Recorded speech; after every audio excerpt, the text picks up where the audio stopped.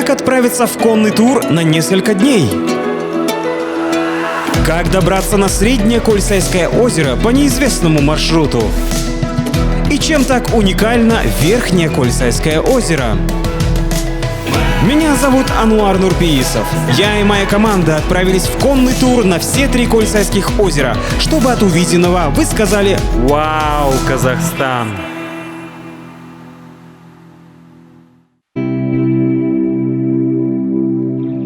В этот раз наш путь лежал в национальный парк Кольцайские озера. Именно там должно пройти наше следующее небанальное приключение. Сегодня мы едем на одну из моих самых любимых локаций в Казахстане, но организаторы нашего путешествия уверяют, что Кольцайские озера сегодня я увижу совсем с другого ракурса. Знакомьтесь, это мой попутчик Сарбас, но о нем чуть позже. Тем временем мы подъехали к Кокпекскому перевалу. На мой взгляд, там находится перспективное место для бизнеса. Продают уже. Интересно, почему это место еще никто не инвестировал, потому что трафик здесь очень большой. И между Алматой и поселком Сата нет ни одной классной какой-то кафешки. Но плюс ко всему здесь находится источник. Поэтому будущим бизнесменам в туризме я рекомендую присмотреться к этому месту. И, возможно, у нас будет классное место для остановки. И не забываем использовать многоразовую посуду.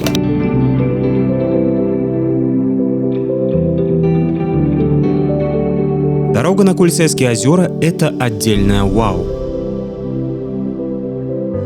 Но проезжая поселок Саты, я увидел не вау перспективы на этот вечер. Мне очень не нравится цвет этих туч. Форма таких туч говорит о том, что после них будет очень сильный дождь. Мы свернули в сторону аула Курметте. Именно оттуда должен начаться наш маршрут. Настал момент для всей съемочной группы сменить 179 лошадей под собой на одну и на себе испытать 3-дневный конный тур в стиле номадов 21 века.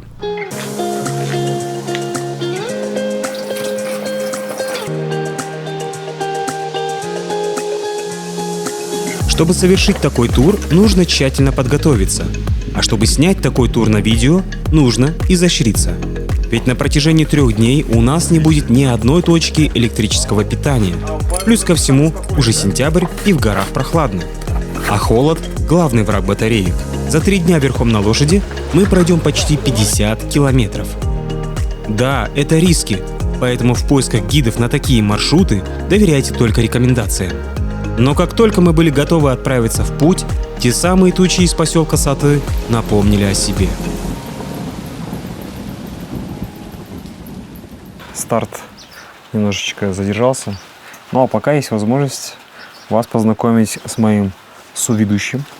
Это Сарбас. Сарбаса я приютил буквально 2 недели назад, а дома оставлять его не хотелось, поэтому появилась идея показать Сарбасу тоже наши красоты. Еще, знаете, есть преимущество у этого соведущего. Во-первых, он мало ест. Во-вторых, работает за еду. В-третьих, легкий, можно с собой в кармане носить. И мягкий. Надеюсь, он за время нашего пути не потеряется. А если потеряется и уйдет, мы живем в свободной стране, это его выбор будет. Ничего, все будет хорошо. Как только дождь стал моросить, а не лить с неба, мы решили двинуться. Ждать больше мы уже не могли. Ведь нам предстояло до заката успеть пройти по Курметинскому ущелью 13 километров и взойти на перевал Бесмойнак. А с нашими паузами для съемок путь обещал быть долгим. И еще одна интересная деталь.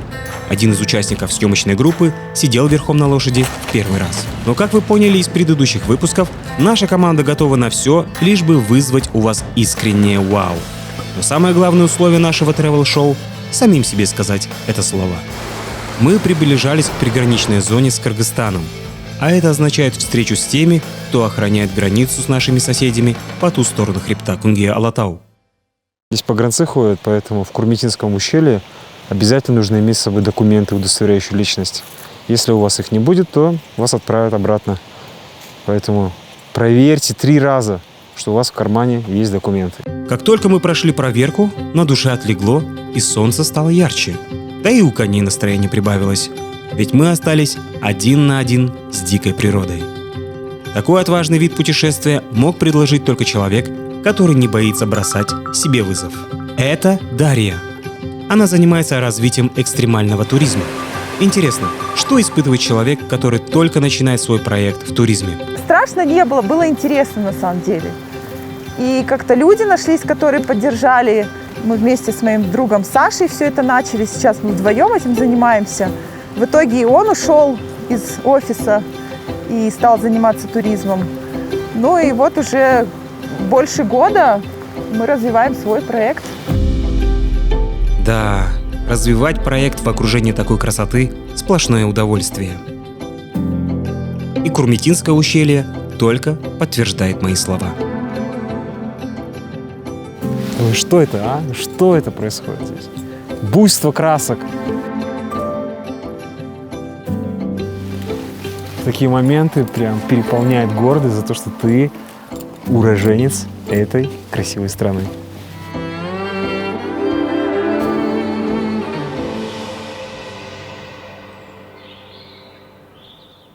Мы прошли половину пути.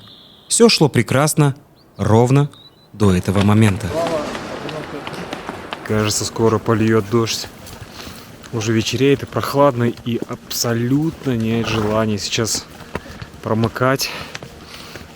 Я очень надеюсь, что мы дойдем до нашего лагеря сухими.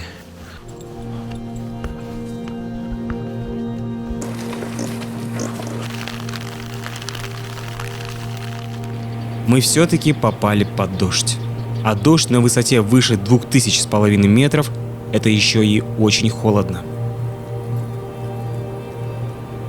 Из последних сил мы добрались до перевала Бесмойнах, где нас ждало вознаграждение за наши усилия. Вау! Что за вид! О, вот это да! Вот это закатище! Ой, ради этого стоило сюда идти. Этот закат запомнится мне надолго. Не только своими видами, но и холодом на перевале.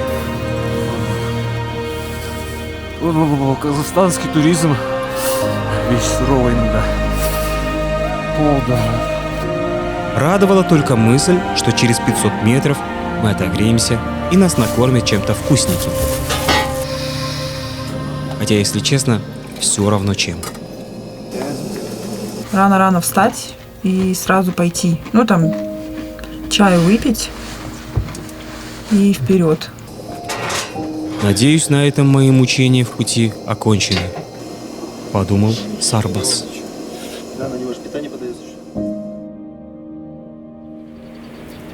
А это утро уже номинировано на премию «Мое лучшее утро 2021 года».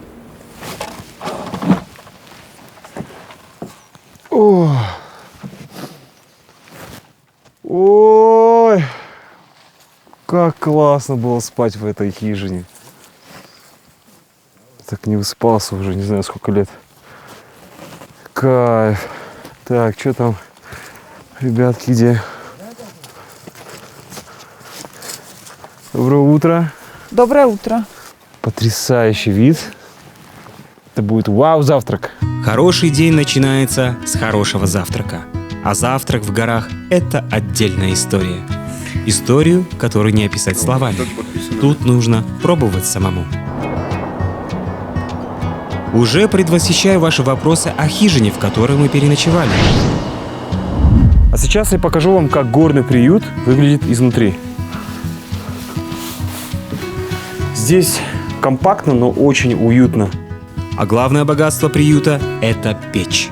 Но чтобы ей пользоваться, нужно соблюдать одно важное условие. Каждый турист после того, как разжег печку, должен обязательно после себя оставить, заготовить сухие дрова для следующих туристов. Иначе, если в дождь кто-нибудь сюда придет и не будет дров, ну это будет просто не самое лучшее время для него. Вот она, полочка для того, чтобы вы могли здесь спать спокойно. Ну, примерно здесь 6 человек легко в месяц, потому что мы вчера вчетвером переночевали и было еще 2 месяца свободных. Если бы таких домиков было бы больше в Казахстане, то туризм бы наш приобрел новый уровень. Поэтому такой экспериментальный проект очень кстати.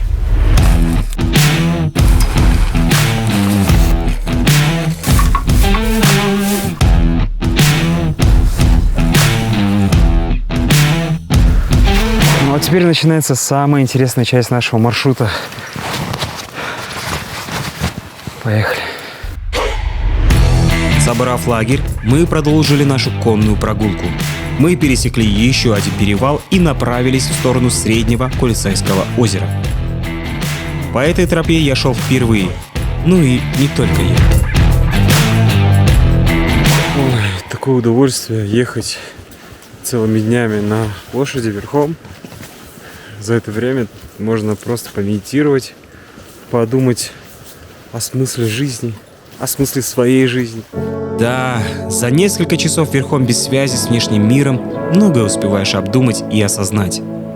Ведь только поговорив честно с самим собой, можно найти ответы на многие вопросы, для которых мы не находим времени в городской суете. В этих местах ничто не может отвлечь тебя от пребывания в настоящем. А находимся мы в настоящем только тогда, когда что-то новое открываем для себя. Средний Кольцай открыл мне свою другую грань.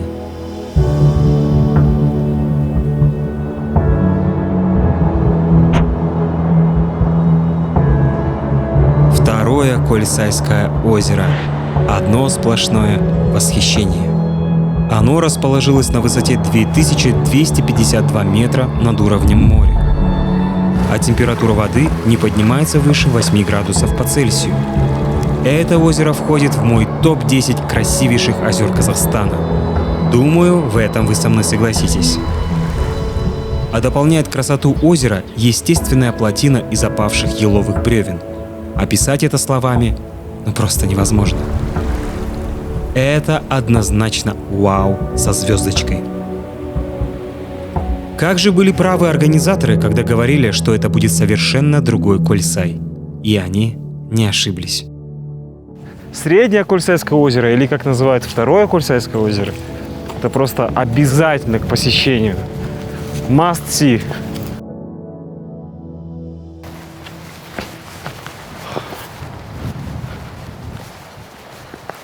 Ой-ой-ой, что тут творится, что происходит?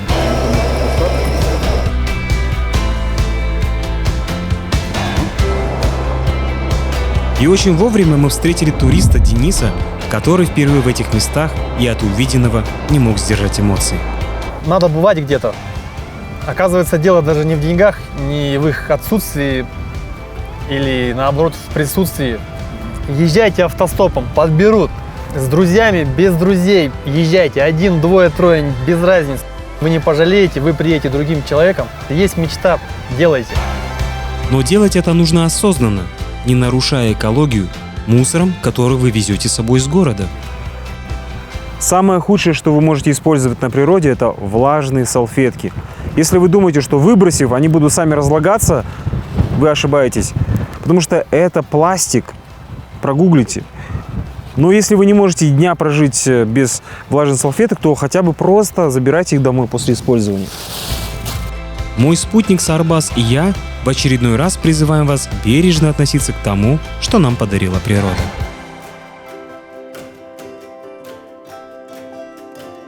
Многие были на первом Кольцайском озере, но не каждый на втором. В отличие от тебя, Сарбас здесь уже был.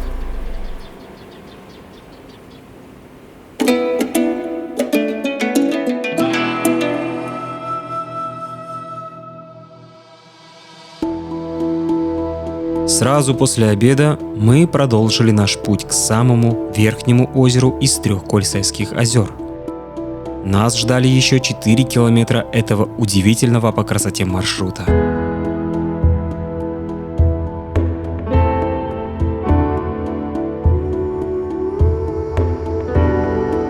В таких длительных переходах конь – самый надежный партнер. Но преодолеть такие тропы может только специально подготовленная лошадь. Тропа становилась все круче, но это нас не могло остановить. Живописный лес то и дело манил своим новым поворотом. В такие моменты в тебе просыпается тот самый ген кочевника, готовый в любую минуту отправиться в путешествие, чтобы открыть для себя новые места и познать неизвестное.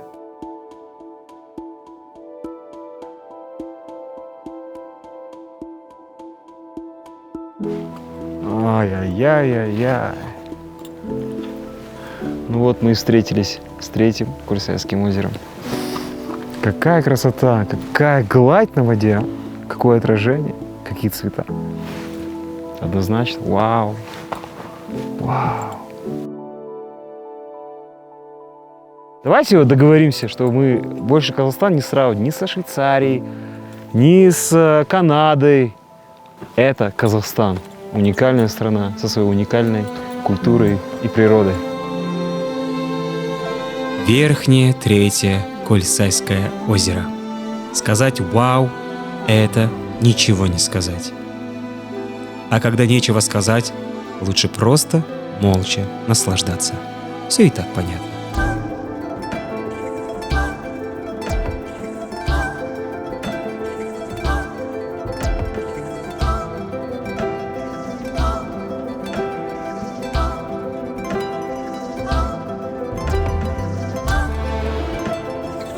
Наши лошади могут спокойно выдохнуть. Дальше мы уже не пойдем. Именно здесь у нас расположился лагерь. Здорово, что в такие туры привлекают и местных жителей села Курметте.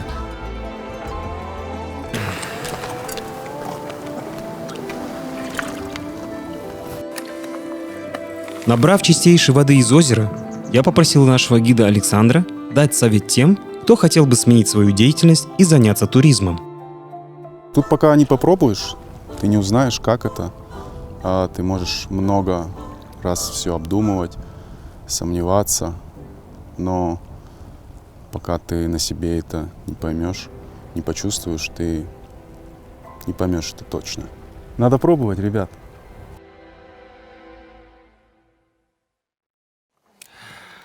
Похоже, сегодня будет самая холодная ночь, потому что высота 2600 метров. Ночь в палатке, но я очень надеюсь, что спальники, которые рассчитаны на -3, сегодня выдержат и будет нам не так холодно. Ну что, сейчас чай попьем и ляжем спать, а завтра на рассвете отправимся на самое популярное Кольсайское озеро. Наши спальники выдержали обещанный температурный режим от производителя. Нас ждало теплое солнечное утро. И все же как здорово, что мы живем в 21 веке, когда технологии позволяют нам отправляться в далекие места и находиться при этом в комфорте.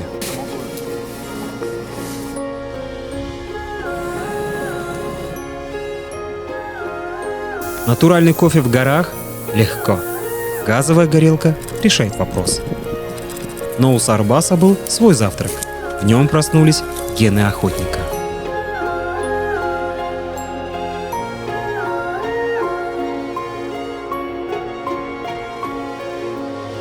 Мне стало интересно узнать у Дарьи, в чем привлекательность нашей страны для мирового туризма. В Казахстане у нас в первую очередь это природа очень уникальна. За один день буквально человек может увидеть практически все виды ландшафтов, начиная вот от пустынь, каньонов, озер, степей и заканчивая там лесами, ледниками. И я много раз слышала от иностранных туристов, которые приезжают в Казахстан, это вот эти вот масштабы. То есть когда ты едешь и ты видишь просто вот дикие нетронутые просторы, вот докуда хватает взгляда до горизонта. И это, конечно, впечатляет. И в этом я абсолютно согласен. Природа Казахстана впечатляет даже самых невпечатляемых.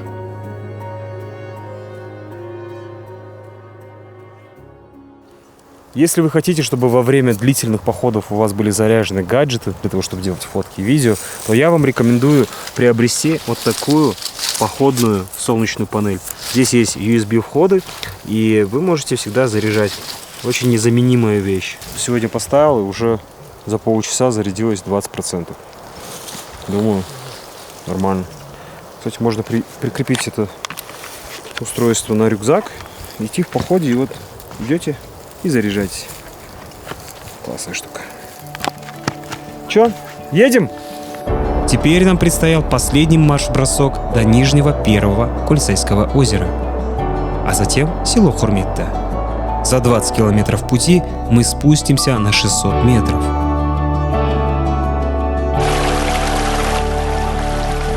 Вдоль реки Саты проходит одна из самых красивых троп этого национального парка.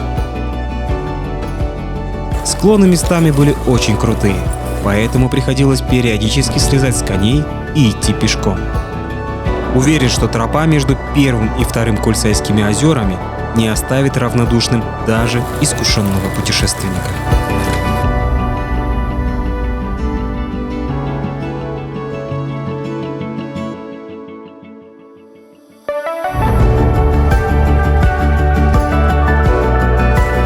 Наш путь занял 5 часов, и в полной мере насытившись верховой ездой, мы прибыли на нашу следующую точку.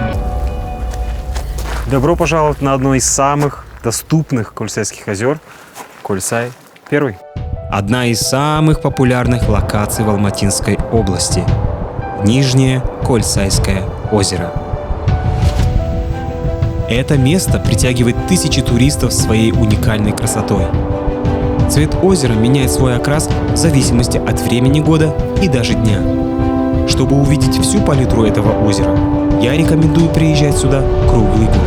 Первый Кольцай – самый востребованный природный объект у наших художников. Несколько лет назад сюда проложили асфальтированную дорогу, и озеро стало доступно даже тем, у кого нет личного автотранспорта. Ведь сюда каждые выходные организовывают групповые туры десятки туркомпаний. На берегу вы сможете найти жилье на любой бюджет с самыми роскошными видами на озеро. Но во всем этом есть один большой минус. К сожалению, в выходные дни вы уже не почувствуете на первом Кольцайском озере уединение с природой. Потому что даже здесь, на другом побережье, слышно музыку с того берега. И видно очень много катамаранов, лодок. И это, к сожалению, лично для меня, не вау.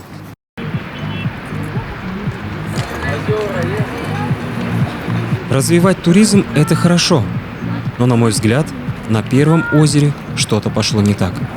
И, как мне кажется, это проблемы с организацией потока туристов, а также правил поведения на природе.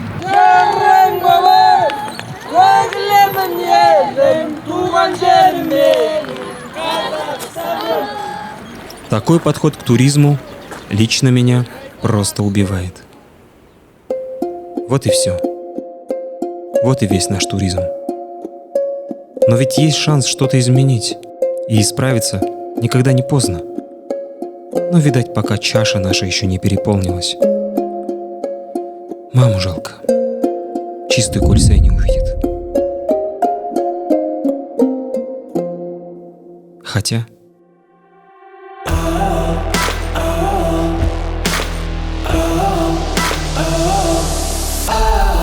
Когда во мне проснулся тот ген, который спал, меня зовет он сделать, что делал мой прадед. Мой конь надежный друг, почти 6000 лет. Он мой помощник в странствиях, там, где дороги нет. Где-то в горах Заилийского Алатау Кольцайские озера, мое тройное вау. На верхнем озере Кольцайском рай,